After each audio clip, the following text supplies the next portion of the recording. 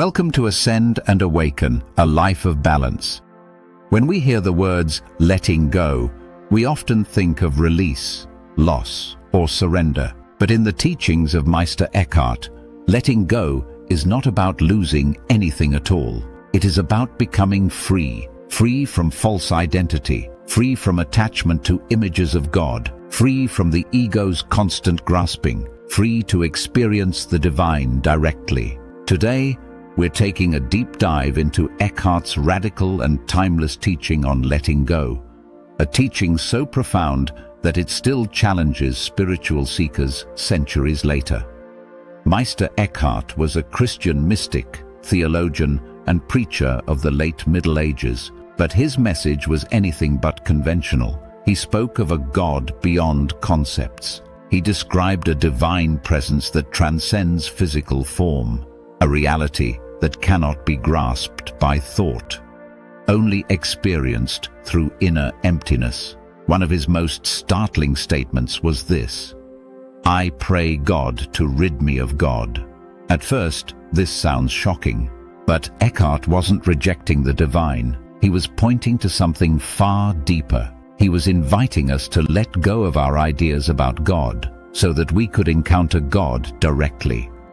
According to Eckhart, the greatest obstacle to divine realization is not sin or failure. It is attachment to concepts. We cling to images of God, of ourselves, of how spirituality should look, of what awakening is supposed to feel like.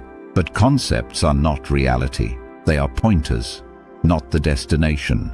Eckhart taught that as long as we cling to mental images, we remain one step removed from truth. Letting go means releasing our definitions, our expectations, our need to understand, not because understanding is wrong, but because it has limits.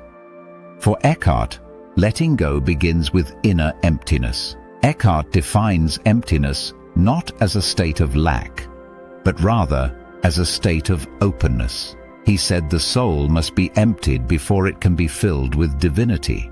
This does not mean rejecting life. It means releasing ego-driven desire, personal will, attachment to outcomes, the need to control. When the soul becomes empty of self, it becomes transparent to the divine. Eckhart's idea of detachment is often misunderstood. He did not teach withdrawal from the world. He taught freedom within it. True detachment for Eckhart means being fully present without clinging, acting without egoistic attachment, loving without possession, serving without seeking a reward. You can live fully engaged in life and still be inwardly free. Letting go does not mean doing nothing. It means doing without grasping. One of Eckhart's most profound insights is this: the self you think you are is not who you truly are. Much of our suffering comes from identifying with roles, stories, accomplishments, failures, personality traits. Eckhart taught that the ego self must be relinquished, not destroyed, so that the true self can be revealed. This is not annihilation, it is uncovering. When we let go of the false self, what remains is divine life itself, living through us. In Eckhart's teaching, God is not found through effort, not through striving, not through spiritual accumulation, not through becoming more. God is found in release, in stillness, in surrender, in silence. When the mind stops grasping, the will stops insisting, and the self steps aside. The divine reveals itself naturally. This is why Eckhart emphasized being overdoing. Letting go is not a one-time spiritual event. It is a daily practice. It shows up when plans fall apart, expectations are disappointed, control is challenged, outcomes are uncertain. Each moment becomes an invitation to ask, can I release my need to control this? Can I trust the deeper flow of life? Can I remain open instead of defensive? This is where Eckhart's teaching becomes deeply practical. One of Eckhart's most beautiful teachings is the idea of the birth of God in the soul. This does not happen through effort, it happens through emptiness. When the soul is free of self-centered desire, the divine is born anew, not somewhere else, but within. Letting go becomes the doorway to divine intimacy, not metaphorical intimacy. This is an actual lived experience.